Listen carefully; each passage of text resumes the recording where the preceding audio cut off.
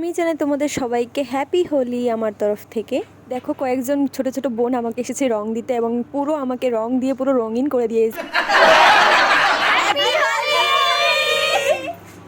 তারপর আরেকজন আমার ফ্রেন্ডকে রং দিচ্ছিল দেখো। তারপর আমরা চলে গেছিলাম আমাদের আরেকজন যে আমাদের ভাই তাকে রং দেওয়ার জন্য। এই দেখো সবাই মিলে দল বেঁধে একদম চলে এসেছিলাম। তারপর ও ভাইকে পুরো রং দিয়ে রঙিন করে দিয়েছে। এই দেখো সবাই মিলে